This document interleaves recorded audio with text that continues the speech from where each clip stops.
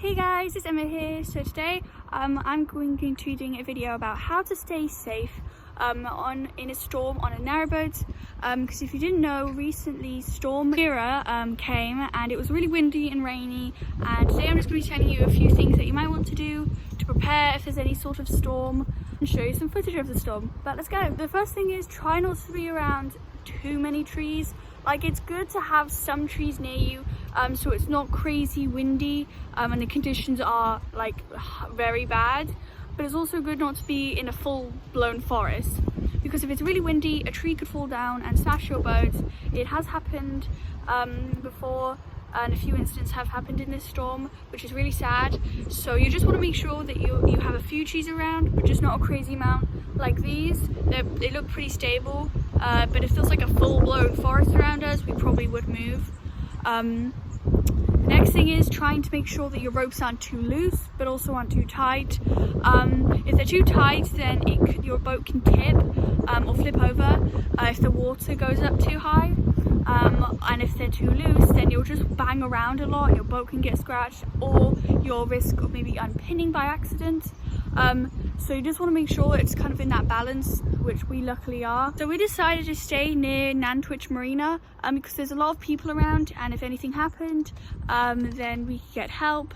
It's also quite near the shops, so if suddenly the canal froze or something like that happened, then we can still get to water because there is a water point down there, and food because the shops aren't too far by.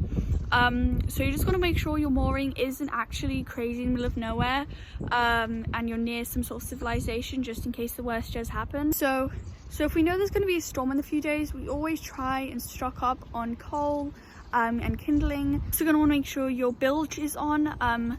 We always make sure our automatic bilge is on, because if it's really heavy rain, then your engine could fill up with water and you could sink. So always just be careful of that. We always make sure we also have emergency torches, just in case anything happens at night, like in the boater, or something happens to us. We always make sure that we have a little torch, because it's always handy, because you never know what could happen if it's dark. And dark's the worst time to be going around, because you could slip and fall or something like that.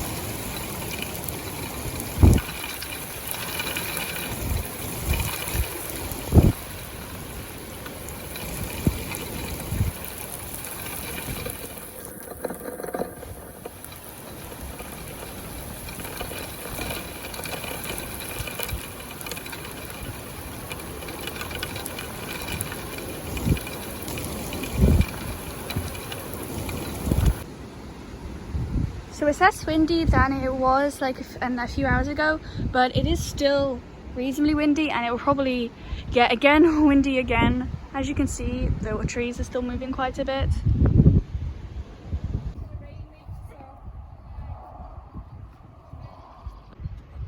So it's a few days after the storm. It wasn't as bad as we thought it would be. The boat was rocking quite a bit at night, and the fenders were going crazy. It wasn't as bad again as we thought it would be, and we're all fine now. It's obviously still a bit windy, but what can you expect for winter? It will still be quite windy this week. It's always important to try as much as you can not to cruise in wind, because if the wind suddenly catches your boat, you can go all over the place and it's really hard to control it. We cruised in wind before and it was so hard to moor. Our boat just kept getting caught on the wind and it was terrible. So if there's nothing like emergency, try not to move, because it will be really dangerous. So while we were actually out shopping, it started snowing, which I was so excited for because I haven't had snow in such a long time. Sadly, it didn't stay very long. It snowed for about like 15-20 minutes, and then it just started melting away a few hours later. But it is a good sign for maybe snow, more snow coming. It wasn't snowman building snow, which is also very disappointing. So maybe if it snows next time, it'll be nice and give me snowman building snow. I don't know.